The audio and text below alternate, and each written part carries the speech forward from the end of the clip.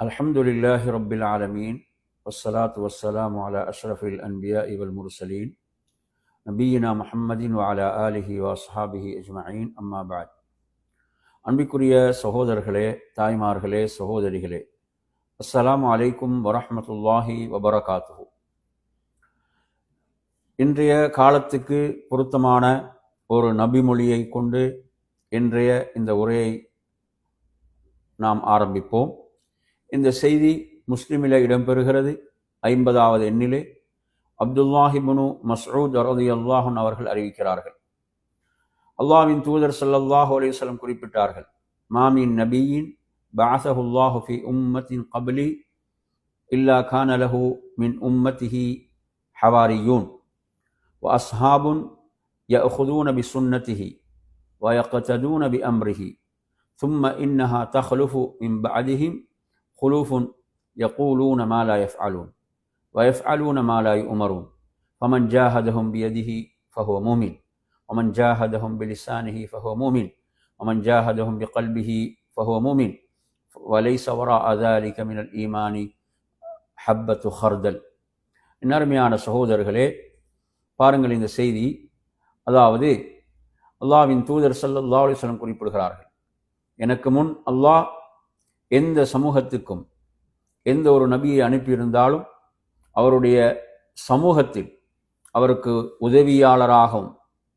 உதவியாளர்களும் அதே போன்று தோழர்களும் இருந்தார்கள். அல்லாஹு தஆலா அவர்களுக்கு உதவியாளர்களை, தோழர்களை அல்லாஹ் ஆக்கியிருந்தான். அவர்கள் என்ன செய்தார்கள்? அந்த நபியின் வழிமுறையை பின்பற்றி அவருடைய கட்டளைகளின்படி நடந்தார்கள். ஆனால் என்ன, பின்னர் அவர்களுக்கு பிறகு அவர்களின் இடத்தை பிடிக்கும் சில தலைமுறையினர் தோன்றுவார்கள். அவர்கள் என்ன செய்வாங்க?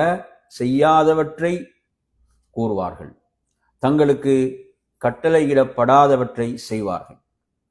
என் அருமை சகோதரர்களே, இன்று நாம் பார்ப்பது அதைத்தான். என்ன பார்க்கிறோம்?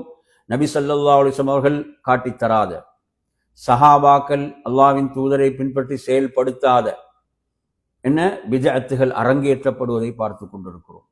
மிக கோலாகலமாக, வெகு விமர்சையாக இவைகள் இன்று வலம் வருவதை பார்க்கிறோம். இவற்றை பார்த்து நாம் ஏமாந்து விடக்கூடாது. என் அருமை சகோதரர்களே, நாம் மிக எச்சரிக்கையாக இருக்க வேண்டும். அல்லாஹ்வின் தூதர் ஸல்லல்லாஹு அலைஹி வஸல்லம் அவர்கள் ஒவ்வொரு உரையிலும் எச்சரித்த விடயம்தான் மார்க்கத்தின் பெயரால் புதிதாக உருவாக்கப்படுகின்ற பித்அத்துகள். இந்த பித்அத்துகளை நபி அவர்கள் எச்சரித்தார்கள். ஒவ்வொரு உரையுடைய ஆரம்பத்திலும் எச்சரித்தார்கள். ஏனென்றால் ஒவ்வொரு பித்அத்தும் வழிகேடுகள், அங்கு எந்த விதிவிலக்கும் இல்லை. ஒவ்வொரு பித்அத்தும் வழிகேடுகள் ஒவ்வொன்றும் நரகத்துக்கு இட்டுச் செல்லும். இன்று கவலை என்ன? நபி ஸல்லல்லாஹு அலைஹி வஸல்லம் அவர்கள் மீது நேசம் வைக்கிறோம், அன்பு வைக்கிறோம் என்ற பெயரில் அவர்கள் காட்டித் தராதவைகளை அவர்களின் பேரிலே அரங்கேற்றி கொண்டிருப்பதுதான் இன்று மிகப்பெரிய வேதனையாக இருந்து கொண்டிருக்கிறது. இந்த ஹதீஸ், நான் இப்போது உங்களுக்கு சொன்ன இந்த முஸ்லிமுடைய ஹதீஸில் அல்லாஹ்வுடைய தூதர் என்ன சொல்கிறார்கள்? அதுக்கு பிறகு வரக்கூடியவர்கள் எப்படிப்பட்டவர்கள்? அவர்கள் அந்த நபிமார்கள் செய்யாதவற்றை, அந்த நபிமார்களோடு இருந்தார்களே அவர்களது அந்த தோழர்கள், அவர்களுடைய உதவியாளர்கள் செய்யாதவற்றை என்ன செய்வார்கள்? கூறுவார்கள். அதே போன்று அவர்கள் கட்டளையிடாதவற்றை செய்வார்கள். நறுமையான சகோதரர்களே, இந்த இரண்டும் பித்அத்வாதிகளிடம் இருக்கக்கூடிய பிரச்சனை. இந்த ஹதீஸிலே ரசூலுல்லாஹ் தொடர்ந்து சொல்லக்கூடிய முக்கியமான விடயம் என்னவென்றால், அதாவது ஃபமன் ஜாஹதஹும் பியதிஹி ஃபஹுவ மூமின், இவர்களோடு யார் தங்கள் கரங்களால் போராடுகிறார்களோ அவர்கள் மூமின்கள் என்றாங்க ரசூலுல்லாஹ். அதே போன்று இவர்களோடு தங்களுடைய நாவினால் போராடக்கூடியவர்கள் மூமின் என்று ரசூலுல்லாஹ் சொல்றாங்க. அவர்களோடு தங்களுடைய உள்ளத்தால் போராடக்கூடியவர்கள் மூமின்கள் என்றாங்க. இதற்கு பிறகு என்ன? ஈமானில் ஒரு அணுவளவும் இல்லை என்று அல்லாஹ்வின் தூதர் ஸல்லல்லாஹு அலைஹி வஸல்லம் அவர்கள் குறிப்பிட்டார்கள். எனவே நறுமையான சகோதரர்களே, கடுகளவு கூட அதுக்கு பிறகு ஈமான்ல ஒன்று இல்லை. இப்போது நாம் இந்த இடத்திலே இந்த ஹதீஸை நானும் நீங்களும் செயல்படுத்த வேண்டுமா இல்லையா? அப்ப இது இங்கு ஜிஹாதாக சொல்லப்படுது. இந்த நபிமார்கள் காட்டித்தராத, அல்லாஹ்வின் தூதர் காட்டித்தராத, அல்லாஹ்வின் தூதர் தனது வாழ்வில் செயல்படுத்தாத இவ்வாறான பிதஅத்துகளை அரங்கேற்றுகிறார்களே, இவர்களை நாம் கையால் தடுக்க முடிந்தால் தடுப்பது ஈமான் என்றாங்க ரசூலுல்லாஹ். அதுக்கு முடியாதா? நாவினால் தடுப்பது ஈமான் என்றாங்க ரசூலுல்லாஹ். அதற்கு முடியாதா? உள்ளத்தால் அதை வெறுப்பது, உள்ளத்தால் போராடுவது ஈமான் என்று சொல்கிறார்கள். அப்ப அதற்கு பிறகு ஈமான்ல என்ன ஒரு அணு அளவு கூட கிடையாது. எனவே நறுமையான சகோதரர்களே, இது எவ்வளவு முக்கியமான ஒரு செய்தி என்று பாருங்க. இன்று நாம் பார்க்கிறோம், அதாவது மிக தெளிவாக அவர்களுக்கு சொல்லப்பட்டும் நபி ஸல்லல்லாஹு அலைஹி வஸல்லம் அவர்களுக்கு தனது வாழ்நாளில் தனது பிறந்த நாளை என்ன கொண்டாட முடியாதா? என்ன தடை இருந்தது? சஹாபாக்களுக்கு என்ன தடை இருந்தது? எனவே அவர்களுக்கு அங்கு எந்த தடையும் இல்லாமல் அவங்க செய்யவில்லை என்றால் அது எப்படி மார்க்கமாகும்? இப்போ நாங்கள் பார்க்கிறோம், நபி ஸல்லல்லாஹு அலைஹி வஸல்லம் அவர்கள் என்ன செய்தார்கள்? சில காரியங்களை விட்டார்கள் என்பதை நாங்கள் பார்க்கின்ற போது, சில நேரங்களில் பார்த்தீங்கன்னு சொன்னால் இந்த அத்தர்க்கென்று சொல்வது, அதாவது காரணம் இருந்து தடை இருந்ததால் செய்யாமல் விட்டது. காரணம் இருந்து தடை இருந்ததால் செய்யாமல் விட்டது. உதாரணமாக நீங்கள் எடுத்தீங்கன்னா, ஒரு காரியத்தை செய்வதற்கு தேவை நபியாவோட காலத்தில் இருந்தது, ஆனால் அதை செய்ய விடாமல் என்ன ஒரு தடை இருந்தது, அதனால் நபியாவும் அதை செய்யாமல் விட்டிருப்பாங்க. உதாரணம் எதை சொல்லலாம்? ரமலானுடைய இரவு தொழுகை நீங்கள் எடுங்க. ரமலான் மாதத்தில் தொழக்கூடிய இரவு தொழுகை தராவிஹ் என்று சொல்வோம். இந்த இரவு தொழுகையை நபி அவர்கள் சில நாட்கள் ஜமாத்தோடு தொழுதாங்க. ஜமாத்தோடு தொழும்போது சஹாபாக்களும் நாளுக்கு நாள் அதிகரித்து கொண்டே இருந்தார்கள். இறுதியில் நபி அவங்க என்ன செய்யல? மஸ்ஜிதுக்கு வரல. சஹாபாக்கள் எல்லாம் ஒன்று கூடி இருக்கிறாங்க, நபி அவர்களுடைய வருகை எதிர்பார்த்து இருக்கிறாங்க. நபி அவர்கள் வரவில்லை. நபி அவர்கள் வராததுக்குரிய காரணத்தை சொன்னார்கள். என்ன காரணம்?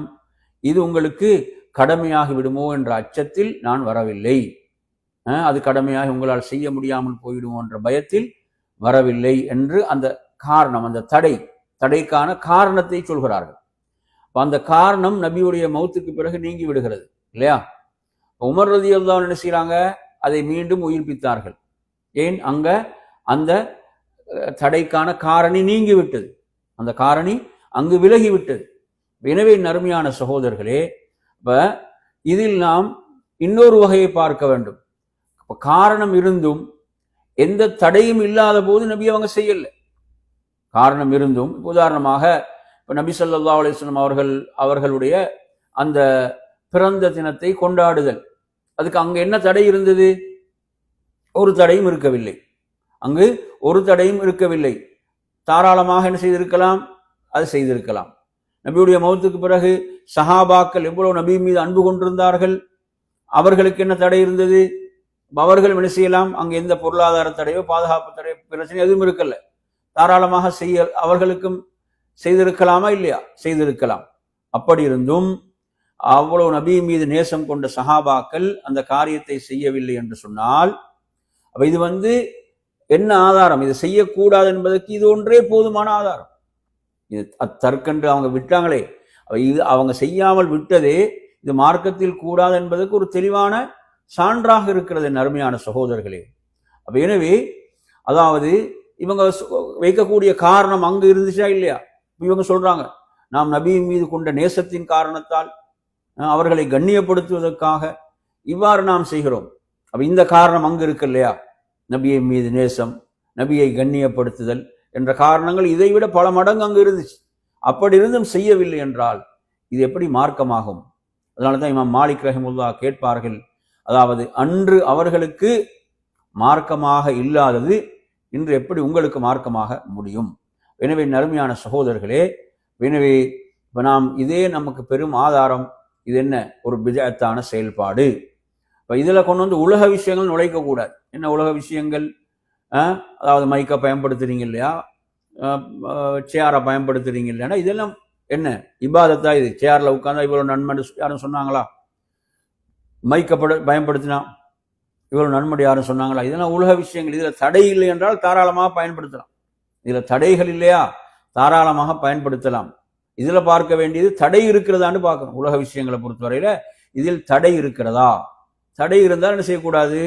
அதை பயன்படுத்தக்கூடாது. அதே நேரத்தில் இபாதத் என்று வருகின்ற போது, அதில் நன்மையை நாடி என்று வருகின்ற போது அதை நபி அவர்கள் செய்தார்களா, செய்து காட்டினார்களா என்பதை பார்க்க வேண்டும். செய்யவில்லையா அதை நாங்கள் செய்யக்கூடாது, அதை நாம் செய்யக்கூடாது. எனவே நறுமையான சகோதரர்களே, எனவே இதை நாம் இந்த அடிப்படையை புரிந்து கொள்ள வேண்டும். இமாம் ஷாத்திபி ரஹிமஹுல்லா அவர்கள் தனது இஅ்திஸாம் என்ற நூலிலே குறிப்பிடுகின்ற போது, அவங்க பிதத்தை குறித்து சொல்கின்ற போது, தேவையும் சூழலும் இருந்தும் எந்த தடையும் இல்லாத போது, தேவையும் சூழலும் இருந்து எந்த தடையும் இல்லாத போது சலபு சாலிஹீன்கள் ஒரு காரியத்தை செய்யாமல் விட்டிருந்தால் அதை செய்யாமல் இருப்பதுதான் சுன்னா, அதை செய்வது என்ன பிதஅத்தாக மாறுகிறது என்ற விதி அவங்க என்ன செய்யறாங்க, குறிப்பிடுகிறார்கள். அதே போன்ற நறுமையான சகோதரர்களே, இமாம் இப்னு தைமியா ரஹிமஹுல்லாஹ் அவர்கள் குறிப்பிடுகின்ற போது தனது இக்திதாஉ ஸிராத்தில் முஸ்தகீம் லிமுகாலஃபத்தி அஸ்ஹாபில் ஜஹீம் என்ற நூலிலே சொல்கின்ற போது, அதாவது தீனை கண்ணியப்படுத்துகிறோம் என்ற பெயரில் பிற்காலத்தில் நுழைவிக்கப்பட்ட இந்த மீலாது விழாக்கள் போன்ற புதுமைகள் இதே தேவை இருந்து தடை இல்லாத போது முன்னோர்கள் செய்யாமை என்ற விதியின் கீழ் அவங்க என்ன செய்யறாங்க, கொண்டு வருகிறார்கள். எனவே செய்யவில்லை என்பதே இது கூடாது என்பதற்கான ஆதாரம். எனவே என் அருமையான சகோதரர்களே, இது போன்ற பிதஅத்துகள்ல இருந்து நாம் நம்மை காத்துக்கொள்ள வேண்டும். இன்று நாங்கள் பார்க்கிறோம், அதாவது எவ்வளவுதான் அவர்களுக்கு இவைகளை எடுத்துரைத்தாலும், அதாவது செவிடங்காதிலே அந்த சங்கூதுவை போன்று இவர்கள் செய்யறாங்க, அந்த பிதஅத்துகளை நாம் அரங்கேற்றுவோம் என்று துடியாய் துடித்துக் கொண்டிருக்கிறார்கள். ஆனால் அதாவது சிறந்த நூற்றாண்டுகளில் வாழ்ந்த யாரும் செய்யாத ஒன்று. அதே போன்று இது உண்மையில் இந்த பிறந்த நாள் கொண்டாடுதல் என்பது ஏனைய சமூகங்களுக்கு ஒப்பாகக்கூடிய ஒரு விஷயம், அது ஏனைய சமூகங்களில் உள்ள ஒரு விஷயம். அதனால ரசூலுல்லாஹ் எச்சரித்த விடயம்தான், யார் ஒரு சமூகத்துக்கு ஒப்பாக செயல்படுவாரோ அவரும் அந்த சமூகத்தை சேர்ந்தவர், அந்த கூட்டத்தை சேர்ந்தவர். இந்த கடுமையான எச்சரிக்கை இருக்கிறது. எனவே நாம் இஸ்லாத்துடைய தனித்துவங்களை பேண வேண்டுமே தவிர நாம் பிற மத கலாச்சாரங்களிலே கலந்து காணாமல் போய்விடக் கூடாது. எனவே இந்த அடிப்படையும் இதிலே புரிந்து கொள்ளணும். அல்லாஹ்வுடைய தூதர் எச்சரித்தார்கள், நீங்கள் என்ன செய்வீர்கள், முன் சென்றார்கள் அவர்களை சாணுக்கு சான் முலத்துக்கு மூலம் பின்பற்றுவீர்கள், அவர்கள் ஒரு உடும்பு பொந்துக்கு நுழைந்தால் நீங்கள் நுழைந்து விடுவீர்கள். சஹாபாக்கள் கேட்குறாங்க, நீங்கள் யூதர்களையும் கிறிஸ்துவர்களையுமா சொல்கிறீர்கள் யார சொல்லலாம்? ஒரு நபி அவங்க சொல்றாங்க, வேறு யாரைன்னு சொல்றாங்க. இன்று என்ன செய்யறாங்க, அதைத்தான் நிலைநாட்டுவதற்கு துடித்து கொண்டிருக்கிறார்கள். நபியுடைய சுன்னாவை செயல்படுத்துவது எப்படி போனாலும் அவர்கள் இந்த அரங்கேற்றிய இவ்வாறான அவர்களுடைய கலாச்சாரங்களை நபியுடைய பெயரால், மார்க்கத்தின் பெயரால் இவர்கள் செய்வதுதான் மிக பெரும் அநியாயமாக இருந்து கொண்டிருக்கிறது. எனவே நறுமையான சகோதரர்களை, அடுத்து என்ன, நபியை புகழுகிறோம் என்ற பெயரிலே என்ன செய்கிறார்கள், அதாவது அதை ஒரு இபாதத்தாக ஆக்குகிறார்கள். யாரோ எழுதி வைத்த கவிதையை பாடுவதை என்ன செய்கிறார்கள், இபாதத்தாக ஆக்கிவிட்டார்கள். அதற்கென்று குறிப்பிட்ட ஒரு நாளை ஏற்படுத்தி ஒரு குறிப்பிட்ட நாள் என்ற ஒன்றை ஆக்குவதற்கெல்லாம் மார்க்க ஆதாரம் வேண்டுமா இல்லையா? நறுமையான சகோதரர்களே, யாரோ எழுதிய ஒரு கவிதை, அதில் எத்தனையோ ஆபத்தான வார்த்தைகள், ஷிர்கை ஏற்படுத்தக்கூடிய பயங்கரமான வார்த்தைகள் அதில் இருக்கின்றன. அவற்றை புனிதமென்று இவர்கள் என்ன செய்கிறார்கள், பாடிக்கொண்டிருக்கிறார். அதிலும் கவலை எங்க, அல்லாஹ் சொல்கிறான், வஅன்னல் மஸாஜித லில்லாஹ் ஃபலா ததுஉ மஅல்லாஹி அஹதா, மஸ்ஜிதுகள் அனைத்தும் அல்லாஹ்வுக்குரியவைகள், அதில் அல்லாஹ்வோடு நீங்கள் வேறு யாரையும் அழைக்காதீர்கள் என்று குர்ஆனுடைய நேரடி கட்டளை. அதை துணிந்து மஸ்ஜிதிலே மீறுகிறார்கள். என்ன செய்கிறார்கள், நபி அல்லாஹ்விடம் கேட்க வேண்டிய பிரார்த்தனைகளை நபியிடம் கேட்கிறார்கள். யாமன் தமாதா வஜ்தரம், அதாவது துப் வஅதரிஃப் வர்ஜுல் கரம் வலுத் பிமன் ஹல்லல் ஹரம் என்று என்ன அங்க ஹரகத்தில் அடக்கப்பட்டிருக்க, அவரிடம் போய் நீ தௌபா செய், உனது பாவத்தை ஒப்புக்கொள்ளெல்லாம் பாடுகிறார்களே. இதெல்லாம் என் அருமை அல்லாஹ்வுடைய தூதர் கற்றுத்தந்தது. அல்லாஹ்விடம் பிரார்த்தியுங்கள், கேட்டால் அல்லாஹ்விடம் கேளுங்கள். அல்லாஹ் கேட்கிறான், வமை யக்ஃபிரு துனூப இல்லல்லாஹ், பாவங்களை மன்னிப்பவன் அல்லாஹ்வை தவிர வேறு யார் என்று அல்லாஹ் தஆலா கேட்கிறான். இப்படி இஸ்லாத்துடைய அடிப்படைகளையே தகர்க்கக்கூடிய கவிதைகளை எழுதி வைத்து அதை புனிதம் என்று பாடிக்கொண்டிருக்கிறார்கள், அதை இபாதத் என்று பாடிக்கொண்டிருக்கிறார்கள். இதெல்லாம் இஸ்லாத்துடைய அடிப்படைகளை தகர்க்கக்கூடிய, இஸ்லாத்துடைய ஆணிவேராக இருக்கக்கூடிய ஏகத்துவத்தை, ஓரிரை கொள்கையை தகர்த்தெறியக்கூடிய ஆபத்தான வார்த்தைகள் எல்லாம் அதில் இருக்கின்றன. இந்த ஷிர்கிலிருந்து நாம் நம்மை காத்து கொள்ள வேண்டும். ஏனென்றால் ஒருவன் செய்த எல்லா நன்மைகளையும் அழித்துவிடக்கூடிய ஒரு பயங்கரமான பாவம் தான் ஷிர்காக இருந்து கொண்டிருக்கிறது. எனவே நறுமையான சகோதரர்களே, இப்படியான இந்த வழிகேடுகள் இந்த ரபியுல் அவ்வல் மாதத்தில் என்ன செய்யப்படுகிறது, அரங்கேற்றப்பட்டு கொண்டிருக்கிறது. அதே போன்று நபி அவர்கள் எந்த நாளிலே மரணித்தார்களோ அந்த நாளைத்தான் இவர்கள் கொண்டாடி கொண்டிருக்கிறார்கள். அந்த நாளில் பிறந்தாங்க என்பதில் பல கருத்து வேறுபாடுகள் இருக்கிறது. ஆனால் அவங்க அந்த நாளில் தான் மரணித்தாங்க என்பது உறுதியான செய்தி. அப்படி இருந்தும் அந்த நாளில் சஹாபாக்கள் எவ்வளவு கவலையோடு இருந்தார்கள். மதீனாவே அன்று இருள் அடைந்து விட்டதென்று அனஸ் ரலியல்லாஹு சொல்கின்ற அளவுக்கு சஹாபாக்கள் கவலையோடு இருந்த நாள் தான் நபி அவர்கள் மரணித்த நாள். அந்த நாளை இவர்கள் என்ன செய்கிறார்கள், கொண்டாடுகிறார்கள். கேட்டால் என்ன, அதாவது நபியை நேசிக்கிறோம். சஹாபாக்கள் விட நபியை நேசித்தவர்கள் வேறு யாரும் உண்டா? என் அருமை சகோதரர்களே, அந்த நேசத்துக்கு ஈடாக நிகராக ஒரு நேசம் இருக்கிற நபியை சஹாபாக்கள் நேசித்த நேசத்துக்கு. எனவே இவ்வாறான வழிகேடுகள் என்ன செய்து என்ன பெயர்கள் இவைகள் வருகின்றன சொன்னால் அலங்காரமான பெயர்களில் தான் வருகின்றன. என் அருமையான சகோதரர்களே, அடுத்து இன்னொரு விஷயத்தை நீங்கள் கவனிக்க வேண்டும். அதாவது இவர்கள் நினைக்கிறார்கள் மார்க்கத்தில் மக்களிடத்தில் ஒரு உற்சாகத்தை ஏற்படுத்துவதற்கு நாம் இவைகளை செய்கிறோம். மார்க்கத்தில் மக்களிடத்தில் ஒரு உற்சாகத்தை ஏற்படுத்துவதற்கு தான் இவைகள் என்றால், இப்படியான ஒரு வழிகாட்டல் ரசூலுல்லாஹ் காட்டினாங்களா? இப்படி ஒரு உற்சாகத்தை சொல்லி தந்தார்களா?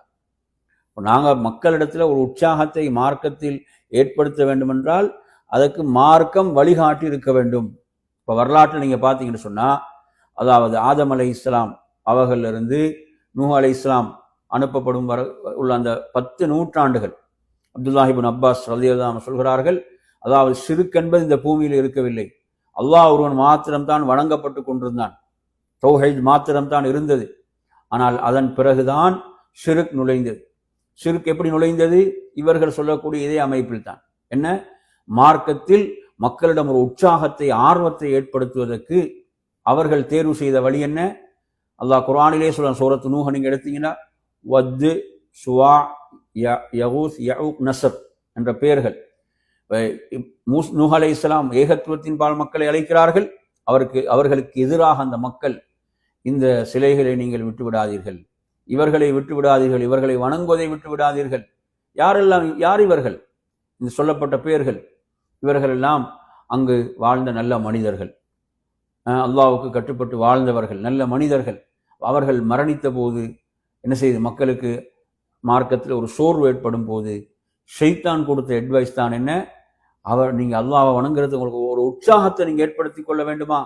மரணித்த அவர்களுடைய உருவங்களை நீங்கள் வரையுங்கள், சிலைகளை அவர்களுக்கு வடியுங்கள். அப்போ அதை பார்க்கும் போது ஒரு உற்சாகம் வரும், நீங்கள் அல்லாஹ் வணங்கலாம் என்ற ஒரு அட்வைஸை கொடுத்தான்.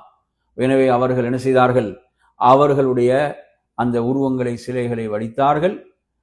அல்லாஹ்வை உற்சாகத்தோடு வணங்குவதற்குத்தான் செய்தார்கள்.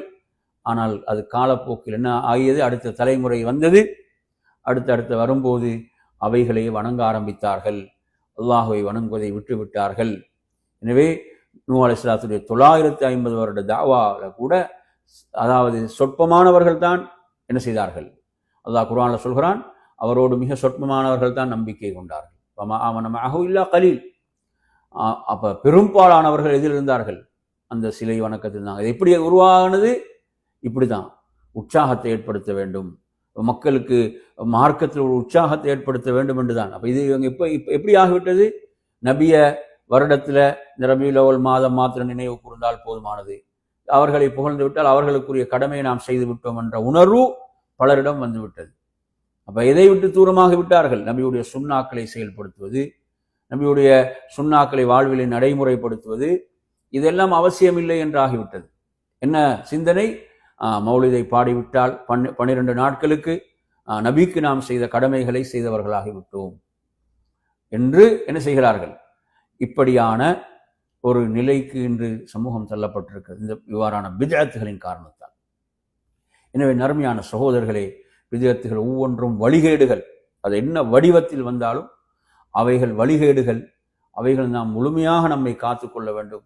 நாம் தூய்மையான சுன்னாவின் வழியில் தான் பயணிக்க வேண்டும், சுன்னாவை நேசிக்க வேண்டும். அல்லாஹ் குர்ஆனிலே சொல்வது போன்று, குல் இன் குன்தும் துஹிப்பூனல்லாஹ ஃபத்தபிஊனி யுஹிப்புக்குமுல்லாஹ், நபியே நீங்கள் சொல்லுங்கள், நீங்கள் அல்லாஹ்வை நேசிப்பவர்களாக இருந்தால் என்னை பின்பற்றுங்கள். வாங்க நபியை பின்பற்ற வேண்டும், அப்போது அல்லாஹ்வுடைய நேசம் உங்களுக்கு கிடைக்கும். எனவே அருமையான இந்த பித்அத்துகளுக்கு எதிரான ஜிஹாத் என்பது தொடர்ந்து நடைபெற்று கொண்டே இருக்கு. இந்த ஹதீஸ் எப்படி வருது, நான் ஆரம்பத்தில் உங்களுக்கு சொன்ன ஹதீஸ்ல, அவர்களோடு கையால் போராடுபவர் மூமின். அவர்களோடு நாவால் போராடுபவர் மூமின், அவர்களோடு உள்ளத்தால் போராடுபவர் மூமின் என்றாங்க சொல்லலாம். எனவே நறுமை சகோதரர்களை, ஒரு மிகப்பெரிய ஜிஹாத் தான் இந்த ஷிர்க்குக்கு எதிராக, பிதஅத்துக்கு எதிராக, நபிமார்கள் காட்டி தராத இந்த வழிகேடுகளுக்கு எதிராக செய்யக்கூடிய ஜிஹாத். அந்த வார்த்தை ஹதீஸ்ல பயன்படுத்தப்படுது.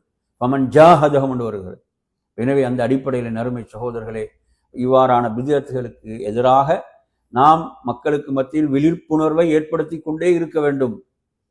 விழிப்புணர்வை ஏற்படுத்தி கொண்டே இருக்க வேண்டும். இவைகள் வழிகேடுகள், இவைகளுக்கு பின்னால் சென்று விடாதீர்கள் என்றால் இன்று என்ன செய்யறாங்க, அதாவது அவர்கள் ஒரு தெளிவோடு செய்கிறார்கள் இல்லையோ, ஒரு முரட்டு கௌரவம், இதை நாங்கள் விடக்கூடாது அப்படி என்ற மாதிரி என்ன செய்கிறார்கள், அவற்றை செயல்படுத்தி கொண்டிருக்கிறார்கள். உண்மையில் இதற்கு மார்க்க ஆதாரங்கள் இருக்கிறதா என்பதையெல்லாம் அவர்கள் சிந்திக்க தயாரில்லை. அல்லாஹ் இவ்வாறான நிலைகள் நம்மை பாதுகாப்பானாக. நமக்கு நேரான வழியிலே நாம் பயணித்து, நேரான வழி என்பது என்ன, அந்த அத்தௌஹீத் வ சுன்னா, ஏகத்துவமும் சுன்னாவும், அந்த இரண்டிலும் நாம் பயணித்து என்ன செய்ய வேண்டும், நாம் மரணிக்க வேண்டும். அதற்கு அல்லாஹ் நம் அனைவர்களுக்கும் அருள் பாலிப்பானாக என்று கூறி நிறைவு செய்கிறேன். வ ஆகிரு தஅவானா அல்ஹம்துலில்லாஹி ரப்பில் ஆலமீன். அஸ்ஸலாமு அலைக்கும் வரஹ்மத்துல்லாஹி வபரகாத்துஹு.